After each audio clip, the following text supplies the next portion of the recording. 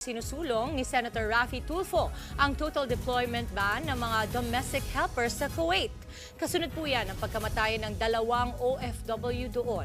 Nasa frontline ng balitang yan si Mean Los Baños. Maging si Senator Raffy Tulfo, hindi kumbinsidong suffocation ang ikinamatay ng OFW sa Kuwait na si Jenny Alvarado. Siya yung kababayan nating hindi agad na ibalik ang bangkay dahil nagkamali.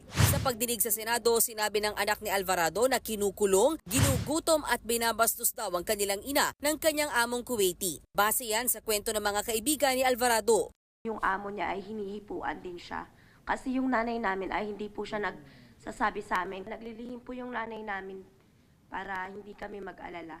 Sangkot din umano sa iligal na gawain ng amo ng OFW. Yung amo niyang lalaki is a drug lord. Bakit tayo nagbigay ng OFW natin sa isang drug lord? Baka mamaya may nakita yung ating OFW sa mga illegal activities niya, aksidente. Base sa police report na nakuha ng Department of Migrant Workers, ang binuksang metal coal stove sa kwarto sa bahay bakasyonan ng kanilang amo ang dahilan ng pagkasuffocate ni Alvarado at 2 pang kasambahay na kasama niya. Tugma rin ito sa isinagawang autopsy ng NBI sa labi ni Alvarado. Inutusan ni Senator Tulfo ang DMW na laliman pa ang investigasyon, baka sakali daw sinadya ang pagkamatay ng ating kababayang si Jenny. Pero ngayon pa lang sinasabi na ng DMW na may kapabayaan ng mga amo ni Jenny kaya sila na-suffocate at namatay sa kanilang kwarto. Kaya gusto ng DMW pakasuhan ang nasabing mga amo. Giit din ng mga senador, dapat tignan ng DMW kung may criminal liability ang amo ni Alvarado. Nakikipag-ugnayan na rin ang DMW sa gobyerno ng Nepal dahil napansin ding tuklap ang kuko at may bakas ng tali sa paa ang Nepali na kasamang nasawi ni Alvarado.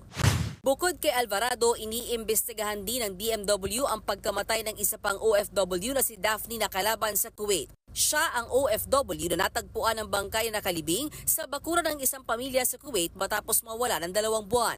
Dahil sa pagkamatay ng ating mga kababayan sa Kuwait, nananawagan si Tulfo na magpatupad ng total ban sa pagpapadala ng domestic helpers doon. Humingi ng 1 linggo ang DMW para pag-aralan ang rekomendasyon. Sa ngayon kasi, first-time workers lang ang hindi pinapadala sa Kuwait. Are we people? A nation of stupid people sending our workers to the lion's den in Kuwait? Ang problema ay doon sa employer. We're not the problem. The problem is Kuwait. The problem is the government of Kuwait not doing enough.